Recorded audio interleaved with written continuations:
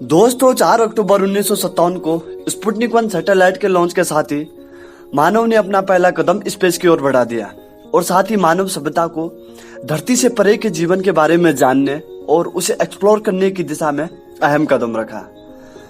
इस एक्सप्लोरेशन के बाद हमारे पास स्पेस से कई यादगार पल सामने आए जिन्हें कि भुलाना असंभव है।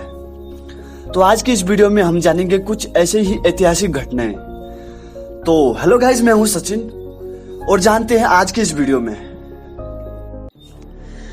स्पुतनिक 1 मानव निर्मित पहला उपग्रह था जिसे सन 1957 में सोवियत संघ द्वारा लॉन्च किया गया था। यह उपग्रह पृथ्वी की निम्न कक्षा में परिक्रमा करता था। लॉन्चिंग के 3 सप्ताह बाद इसकी बैटरी ने काम करना बंद कर दिया तथा यह उपग्रह निष्क्रिय हो गया। स्पुतनिक 1 की सफलता की अप्रत्याशित घोषणा ने संयुक्त राज्य अमेरिका में स्पुतनिक संकट को उबार दिया तथा साथ ही मानव को स्पेस में जाने की होड़ को बढ़ावा दे दिया। स्पुतनिक 1 की लॉन्च के साथ ही मानव ने स्पेस एक्सप्लोरेशन के फील्ड में एक ऐतिहासिक कदम उठाया। फिर क्या था, स्पेस को एक्सप्लोर करने की तो जैसे होड़ सी मच गई और 12 अप्रैल 1961 को 27 साल के यूरी गागरिन ने वोस्टॉक 1 स्पेसक्राफ्ट से अंतरिक्ष में कदम रखकर इतिहास रच दिया। वह पहले शख्स थे जिन्होंने दूसरे अंतरिक्ष यात्रियों को प्रेरणा दी।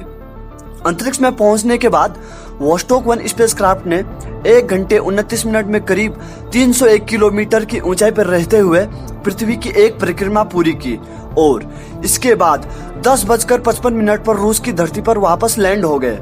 ये इतिहास का सबसे महत्वपूर्ण पल था जब किसी इंसान ने पृथ्वी से बाहर अंतरिक्ष में उड़ान भरी। इस अनोखी यात्रा के तुरंत बाद ही यूरी गागरिन दुनिया भर में मशहूर हो गए। न सिर्फ सोवियत संघ ने उनकी ख्याति बढ़ी बल्कि पूरी दुनिया में उनका नाम हो गया और वो अखबार की सुर्खियां बन गए। इसी बीच सोवियत संघ का सबसे बड़ा सम्मान ऑर्डर ऑफ लेनिन से उन्हें सम्मानित किया गया।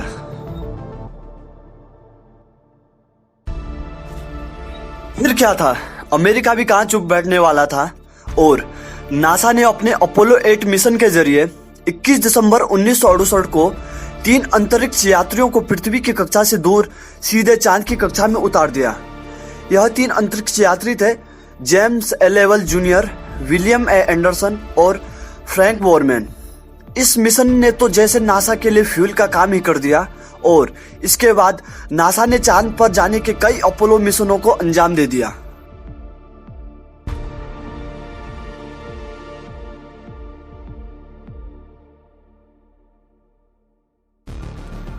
इनमें से अपोलो 11 बहुत ही खास मिशन था जो कि पृथ्वी से दूर किसी अन्य उपग्रह की सतह पर लैंड होने वाला पहला मिशन था। इस मिशन के तहत पहली बार चंद्रमा पर किसी इंसान को भेजा गया।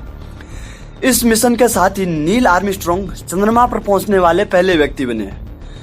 आर्मस्ट्रॉन्ग के कुछ मिनट बाद बज एल्ड्रिन ने चंद्रमा की सतह पर कदम रखा और माइकल कॉलिंस बतौर पायलट अपोलो 11 में मौजूद थे। स्पेस एक्सप्लोरेशन में इसे एक यादगार पल माना जाएगा।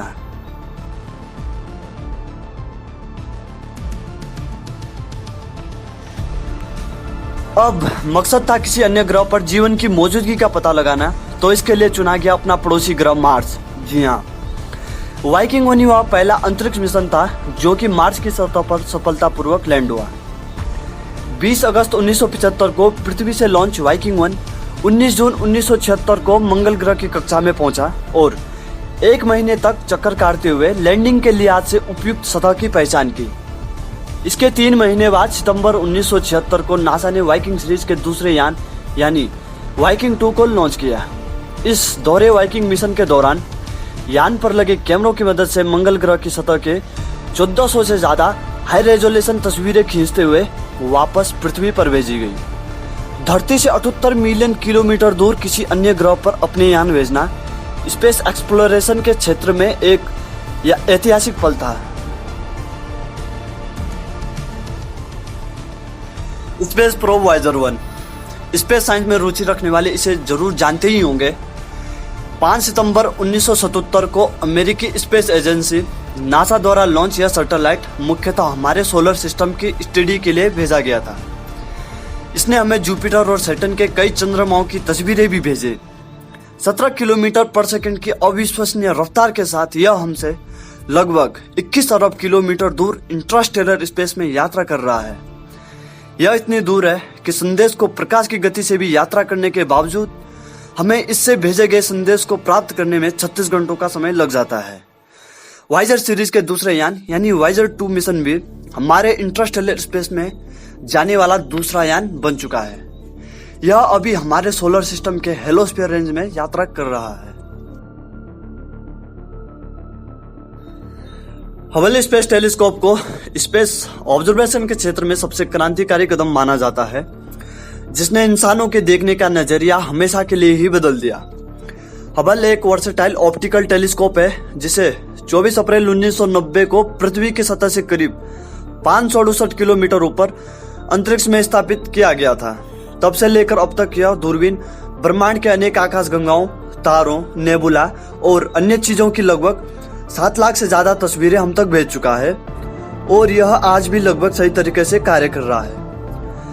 हम हबल टेलीस्कोप की सहायता से 13 बिलियन दूर तक की चीजें देख सकते हैं, जिसको हम हबल डीप फील्ड भी कहते हैं। हालांकि इसके रिप्लेस के तौर पर एक नई टेलीस्कोप जेम्स वेब टेलीस्कोप पर काम किया जा रहा है, जिसे कि वर्ष 2021 तक लॉन्च करने की उम्मीद की जा रही है। पर हबल को स्पेस ऑब्जर्वेशन के ऐतिहासिक मिशनों में याद किया जाएगा। इंटरनेशनल स्पेस स्टेशन को साल 1998 में लॉन्च किया गया था। यह धरती की कक्षा में स्थित कृत्रिम निवास स्थान तथा प्रयोगशाला है। इसे इसलिए बनाया गया है ताकि इसमें वैज्ञानिक लंबे समय तक रहकर शोध कार्य कर सके। इसमें एक समय में 6 वैज्ञानिक रह सकते हैं। इसमें वैज्ञानिकों को पूरा घर का माहौल दिया जाता है। यह धरती से लगभग 330 से 435 किलोमीटर ऊंचाई पर उड़ता है। इसके कारण यह कई बार नग्न आंखों से भी दिखाई देता है। आईएसएस का प्रबंधन और संचालन 5 अलग अलग space agency NASA, ESA, CSA, Roscosmos और जेक्सा द्वारा मिलकर किया जाता है। इसमें अब तक 15 देशों के 200 से ज्यादा वैज्ञानिक जा चुके हैं। भारत की सुनीता विलियम्स और कल्पना चावला यहाँ रिसर्च वर्क कर चुकी है। इसे बनाने में कुल मिलाकर 160 अरब डॉलर का खर्च आया है, जो कि इंसानों द्वारा बनाई गई अब तक की सबसे महंगी चीज है। यह मिशन टेक्नोलॉजी के क्षेत्र में एक ऐतिहासिक कदम है। तो ये थे अंतरिक्ष साइंस से जुड़े कुछ ऐतिहासिक मिशन। आपको इनमें से कौन सा मिशन सबसे अच्छा लगा, हमें कमेंट करके जरूर बताइए। और अगर आप अभी तक हमारे चैनल पर नए हो तो चैनल को जरूर सब्सक्राइब कीजिए। फिर मिलेंगे किसी और साइंस रिलेटेड वीडियो के साथ। धन्यवाद।